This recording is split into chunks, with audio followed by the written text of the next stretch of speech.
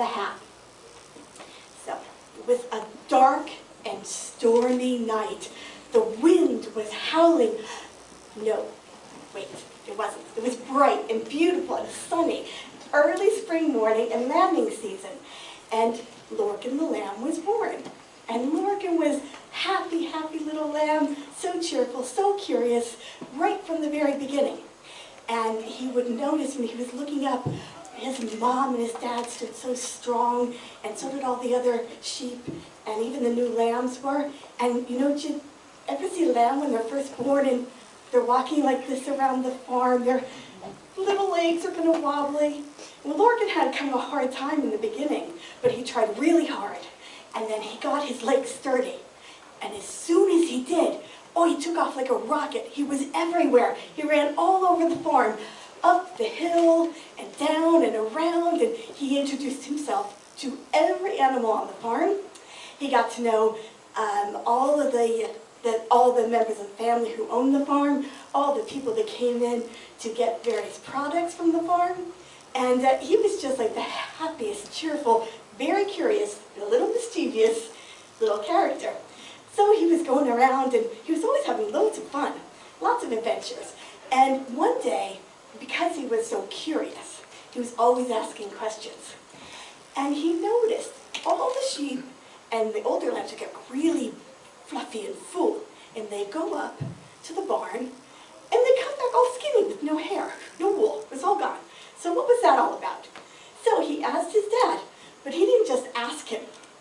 He shot off about 56 fluff-related questions in a minute and a half. And his dad was like, oh my gosh, this child of mine. So he explained to him all about the shearing and how their wool grew and they sheared them. And then once it's all in a big barrel, and then the wool gets washed, laid out, beaten, all strewn out again. And the ladies, the mom and her two daughters, used to spin it out and make it into a yarn. And a man from the town would come and collect these, take them to his shop, where they'd be made into various products, hats and scarves and parts of coats and all sorts of fun things. So, and his dad explains all this to him.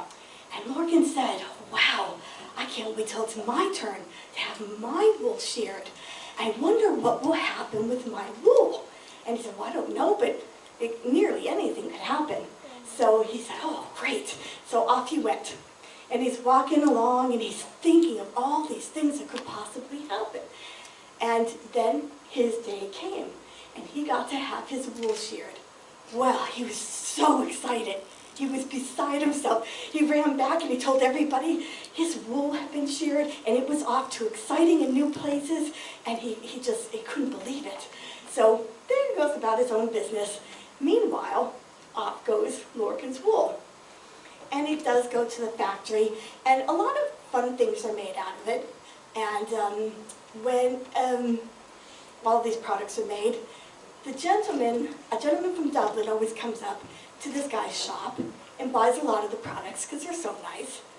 So one day a lady walked into the shop in Dublin and she wanted something really special for her dad. So she saw this hat, and for some reason it was kind of calling to her in a way. So she thought, oh, the hat, I have to have that for my dad.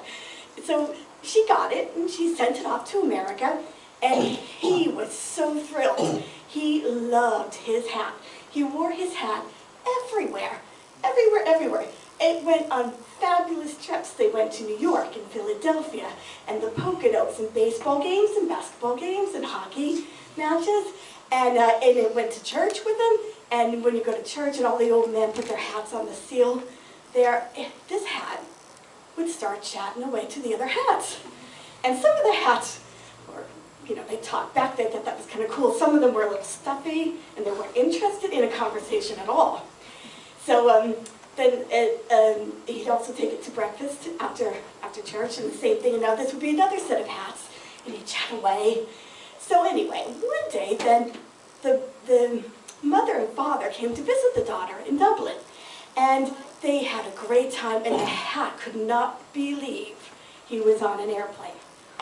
Oh, And see, the dad would not part with the hat, so it didn't get packed in the luggage. It was with him the whole time. He thought it was the coolest thing. Security was so cool, and he got to go through the x-ray machine and see the inside of the x-ray, and that was really cool.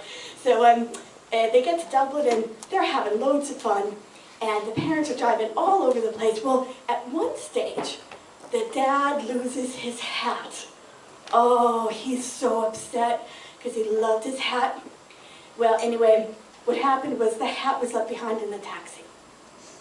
And the taxi driver could tell that it was kind of an important hat. So he put it on his passenger side next to him to make sure he could return it at a later stage. And so that the hat then gets this whole new set of fun things because he's in the passenger side. So he gets to see everyone who gets in the taxi. So he's driven all over Dublin and up and down the country. And like Seamus Heaney was in the taxi. Bono was in the taxi, and he's talking, and the hat thought, oh my God, this guy just really won't shut up. Because everybody else talked a lot, but he just was, and so anyway, so he just had so much fun. So, and it never did get returned, and the mom and dad had to go back to America. The dad didn't have his hat. He was really upset because he got to be friends with this hat, you know? So, anyway, about 3 months later, the daughter comes home from work, and the hat is on her floor. She thought, oh, the hat, with a little note pinned to it from the taxi driver. Hi, your dad left this in the car. I knew he really liked it, so I just didn't get a chance to return it sooner. So anyway, she said, oh, thank God. So she called her dad, and he said, please send it right away. I need my hat. So she does. She sends it home, and now he gets the adventure of going through the postal system and being in the envelope when it got stamped, and he thought that was kind of cool. So as soon as he got home, the dad opened it really fast. He, oh, my hat, and he gives his hat a big hug, and he puts it right on, and he wore it in the house, you know, because he was just so happy to have his hat back, because the dad really did love his hat. So anyway, there they are, and it's time to go to church on Sunday, and lunch afterwards, like with their usual crowd, and the very first thing, he plops the hat down, and Hat says to all the other hats, oh, you won't believe where I was. I had the best adventure. So he tells them all about all these adventures he had. And so basically then, he everywhere that they went, and when he saw all the other hats, he was telling them all the things he saw, all the things he did. And he said, if you get a chance, like I was sad because I love my man and I didn't want to be away from him, but it's kind of cool if you get lost, because you can have loads of adventures, so I highly recommend it. So he's kind of encouraging the other hats now to kind of have escapisms. So anyway, so the thing is that what we don't always realize is the wool has part of the personality of the sheep or the lamb in it, because when you think about it, because it's growing out of them. So this particular hat is just like this. He's so curious and happy because he's part of Lorcan. So that's the adventure of the hat. And the hat and the man lived happily ever after, and that's their story.